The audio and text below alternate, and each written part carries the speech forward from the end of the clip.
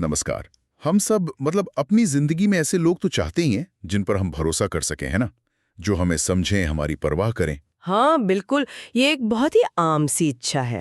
पर होता क्या है कि अक्सर किसी को जानने में वक्त लगता है, और कभी-कभी जो शुरू में अच्छा लगता है वो बाद में वो बात नहीं रहती। निराशा होती है और कभी-कभी लगता है कि क्या किसी पर भरोसा किया भी जा सकता है या नहीं। सही कहा। तो इसीलिए आज हम एक खास स्रोत पर बात कर रहे हैं। हाँ, एक ऐसा टेक्स्ट जो हमें बताता है उन 9 आदतों के बारे में। वो आदतें जो किसी इंसान को सचमुच में कीमती बनाती हैं, मतलब सहेज कर रखने लायक। हीरे जैसा, जैसा कि स्रोत कहता है। तो आज हम इन्हीं 9 आदतों की गहराई में उतरेंगे, समझने की कोशिश करेंगे कि ये आदतें आखिर क्यों इतनी जरूरी हैं। और ये भी कि ये सिर्फ ऊपरी चीजें नहीं हैं। ये किसी के चरित्र, उसके व्यवहार की असली निशानियां हैं, जो रिश्तों के लिए और खुद हमारे लिए भी बहुत मायने रखती हैं। तो चलें शुरू करें, देखते हैं कौन सी हैं वो आदतें। जरूर। तो पहली आदत, जहां से सब शुरू होता है शायद, वो है सच्चाई और ईमानदारी। स्रोत कहता है कि इसका मतलब है अपने जज्बात और विचार बिना किसी डर के, बिना झूठ के सामने रखना।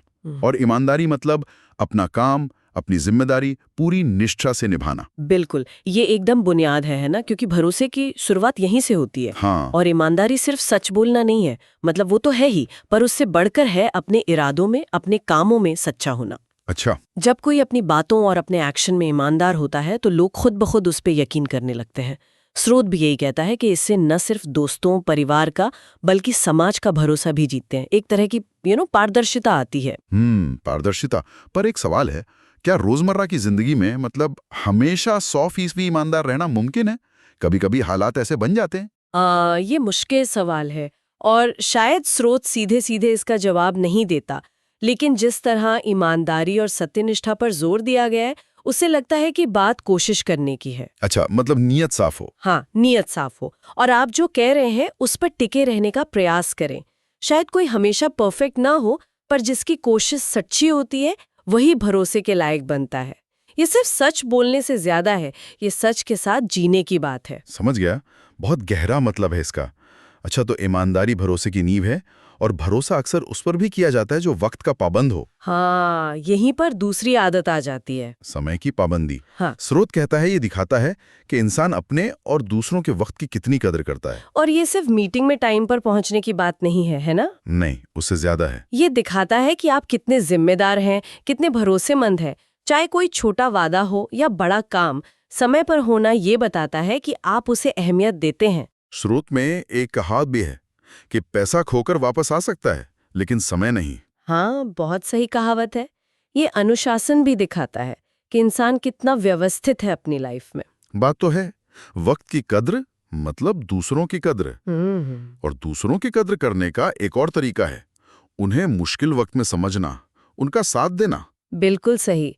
और यहीं से हमारी तीसरी आदत जुड़ती है, धैर्य और सहानुभूति। हाँ, पेशेंस और एम्पैथी। स्रोत कहता है कि जो इंसान दूसरों के दुख दर्द को महसूस कर सके, उनके नजरिए को समझने की कोशिश करे और मुश्किल घड़ी में आपा ना खोए, सब्र रखे, ऐसे इंसान का साथ कभी नहीं छोड़ना चाहिए। आज की भागदौड़ वाली दुनिया में तो ये गुण और भी कीमती हो गए हैं। ये जो शब्द है सहानुभूति या एम्पैथी, ये आजकल बहुत सुनने को मिलता है। पर क्या ये सिर्फ किसी के लिए बुरा महसूस करना है, या उससे कुछ अलग है? अच्छा सवाल है। ये सिर्फ दया या तरस खाने से बहुत आगे की बात है। सहानुभूति का मतलब है खुद को दूसरे की जगह रखकर देखना, उसकी भावनाओं को, उसके हालात को समझने की कोशिश करना। अच्छा। इससे रिश्ते गहरे होते हैं, क्योंकि तब आप सिर्फ सलाह नहीं दे रहे होते, आप सच में जुड़ाव महसूस करते हैं। और धैर्य धैर्य हमें तनाव में या गुस्से में गलत फैसले लेने से बचाता है। हाँ, मुश्किल हालात संभालने में मदद करता है। बिल्कुल, ये दोनों गुण मिलकर इंसान को ज्यादा समझदार और सुलझा हुआ बनाते हैं। वाह, धैर्य और सहानुभूति, ये तो सच में किसी भी रिश्ते को मजबूत बना सकते हैं। अच्छा, अब चौथी आदत, यहाँ बात थोड़ी और दिलचस्प हो जाती है। कौन सी? पॉजिटिविटी, सकारात्मकता। स्रोत कहता है दुनिया में नेगेटिविटी तो भरी पड़ी है, ऐसे में अगर कोई इंसान हर हाल में अच्छा पहलू देखने की कोशिश करे, मुस्कुराता रहे, तो वो किसी वरदान से कम नहीं। हाँ, पर यहाँ एक बात समझना जरूरी है। सकारात्मकता का मतलब ये नहीं कि आंखें बंद कर ली और मान लिया कि सब बढ़िया है। हाँ, वो तो अवास्तविक हो जाएगा। बिल्कुल। और ना ही ये है कि हर वक्त जबरदस्ती खुश दिखो। असली पॉजिटिविटी है मुश्किलों का सामना एक उम्मीद के साथ, एक रचनात्मक नजरिए से करना। ये मानना कि हालात चाहे कितने भी खराब हो, कोई ना कोई रास्ता निकलेगा। अच्छा, मतलब एक तरह का आशावाद। हाँ, एक यथार्थवादी आशावाद कह सकते हैं, जो समस्याओं को नजरअंदाज नहीं करता पर उनसे निपटने का हौसला रखता है। इसका असर न सिर्फ हमारे मन पर पड़ता है बल्कि हमारे आसपास के माहौल पर भी। पॉजिटिव लोग समाधान ढूंढने पर ज्यादा ध्यान देते हैं। पर कभी-कभी ये पॉजिटिव रहो वाली सलाह थोड़ी चुभ सकती है अगर कोई वाकई बड़ी मुश्किल में हो। हाँ, वो जिसे टॉक्सिक पॉजिटिविटी कहते हैं, वो यही है, जब असली दुख को दबाने की कोशिश की जाए। स्रोत जिस सकारात्मकता की बात कर रहा है वो शायद ज्यादा संतुलित है। मुश्किल को स्वीकार करना पर हार न मानना। समझ गया, ये संतुलन वाली बात अहम है। अच्छा, तो अब आते हैं 5वीं आदत पर। जी, मेहनत और लगन। स्रोत कहता है कि जो इंसान मेहनती है, अपने काम के प्रति समर्पित है, जिसमें अपने सपनों को लेकर एक जुनून है, वो जिंदगी में आगे बढ़ता ही है। और ये सिर्फ बाहरी सफलता जैसे पैसा या पद की बात नहीं है। नहीं, इसका एक गहरा मनोवैज्ञानिक असर भी होता है। जब आप किसी काम में पूरी जान लगा देते हैं और उसे पूरा करते हैं तो एक अलग ही किस्म का आत्मविश्वास आता है, एक संतुष्टि मिलती है। हाँ, वो मैंने कुछ किया वाली फीलिंग। बिल्कुल। स्रोत इशारा करता है कि जुनून के साथ किया गया काम न सिर्फ नतीजा अच्छा देता है बल्कि करने वाले को खुशी भी देता है। ये आदत इंसान को एक मकसद देती है, एक दिशा देती है। सही बात है। अपने काम से प्यार और उसमें मेहनत, ये वाकई बहुत जरूरी है। अच्छा, अब 6ठी आदत थोड़ी अलग सी है। क्या है? त्याग और निस्वार्थ भाव, सैक्रिफाइस और सेल्फलेसनेस। स्रोत कहता है कि जो इंसान दूसरों की खुशी के लिए खुशी खुशी अपनी किसी चीज का त्याग कर सके, वो महान है। इसमें माता पिता का उदाहरण खास तौर पर दिया गया है। हाँ, त्याग शब्द सुनते ही कई बार लगता है कि कुछ छूट गया, कुछ खो दिया। हाँ, नेगेटिव सा लगता है थोड़ा। पर स्रोत शायद इसके गहरे मतलब की तरफ इशारा कर रहा है। यहाँ त्याग का मतलब है प्रेम, परवाह, एक गहरा जुड़ाव। जब कोई अपने चाहने वालों की खुशी या जरूरत के लिए अपनी इच्छा, अपने आराम को पीछे रखता है तो ये रिश्ते की गहराई दिखाता है। मतलब ये सिर्फ कुछ छोड़ना नहीं है। नहीं, ये किसी बड़े मकसद को या किसी रिश्ते को ज्यादा अहमियत देना है। और जब ये निस्वार्थ भाव से किया जाता है तो ये आपसी विश्वास को बहुत मजबूत करता है। वाह, ये नजरिया तो काफी अलग है। त्याग मतलब रिश्तों को बनाना, न कि सिर्फ कुछ देना। अच्छा, इसके बाद 7वीं आदत, सीखने की आदत। हाँ, सीखने की आदत। स्रोत कहता है कि जो इंसान हमेशा कुछ नया सीखने को तैयार रहता है, वो कभी पीछे नहीं रहता। इसे तो सफलता की असली चाबी माना गया है। और आज के जमाने में तो ये शायद पहले से भी कहीं ज्यादा जरूरी हो गया है। क्यों? क्योंकि दुनिया इतनी तेजी से बदल रही है, नई टेक्नोलॉजी, नए आइडियाज। हाँ। अगर हम लगातार सीखेंगे नहीं तो पीछे रह जाएंगे। सीखते रहने से हमारी सोच खुली रहती है, हम नए हालात में ढलना सीखते हैं। हाँ, अडेप्टेबल बनते हैं। बिल्कुल। और ये सिर्फ नई जानकारी लेना नहीं है, ये एक तरह का नजरिया है। हमेशा जिज्ञासु रहना, खुले दिमाग से नई चीजों को देखना। और इससे हम विनम्र भी बनते हैं क्योंकि एहसास होता है कि जानने को तो अभी बहुत कुछ बाकी है। ये बात तो सोचने वाली है कि हम खुद कितना सीखने को तैयार रहते हैं। क्या हम वाकई नई चीजों को खुले दिमाग से अपनाते हैं? खैर, 8वीं आदत, समझदारी और परिपक्वता, अंडरस्टैंडिंग और मैच्योरिटी। हाँ, और स्रोत की वो लाइन मुझे बहुत अच्छी लगी कि मैच्योरिटी उम्र से नहीं, विचारों से आती है। सही बात है।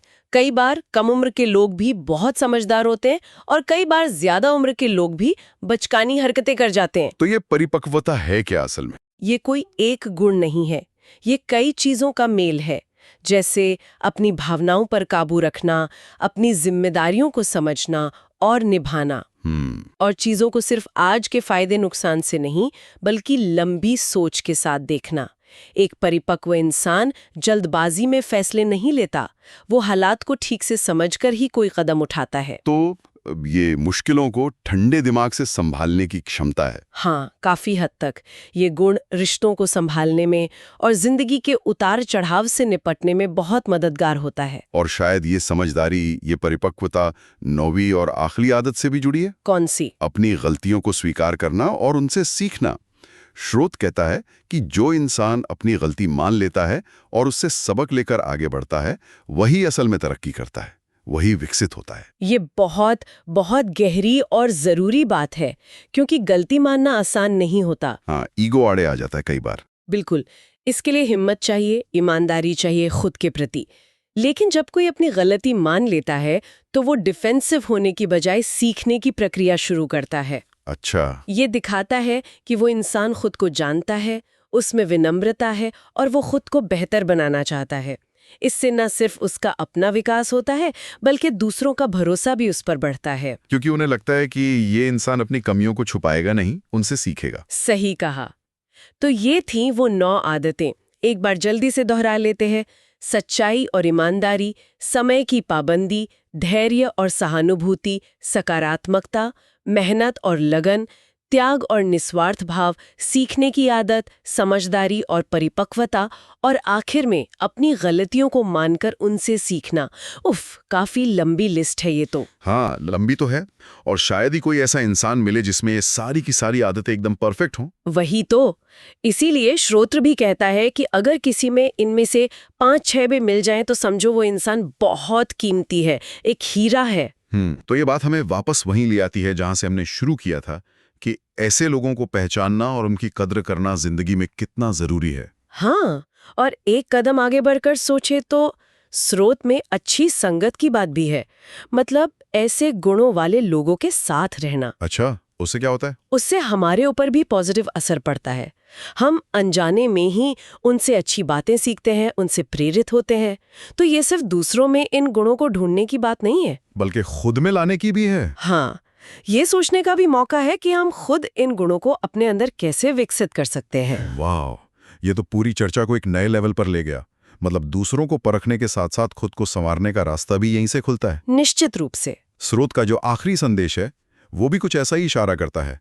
अपना ख्याल रखिए, मेहनत करते रहिए, मतलब कोशिश जारी रखनी है। बिल्कुल, ये एक लगातार चलने वाली यात्रा है, खुद को और अपने रिश्तों को बेहतर बनाने की। तो आज की इस गहरी बातचीत के बाद मेरे मन में एक सवाल घूम रहा है, और शायद सुनने वालों के मन में भी आए। क्या? कि हाँ, इन 9 आदतों को दूसरों में पहचानना जरूरी है ताकि हम अच्छे लोगों की कद्र करें, उन्हें सहेज कर रखें। पर क्या इन गुणों को अपने अंदर लाने की कोशिश करना, ये हमारे अपने जीवन के लिए और शायद हमारे आसपास की दुनिया के लिए और भी ज्यादा मायने नहीं रखता? इस पर सोचना तो बनता है।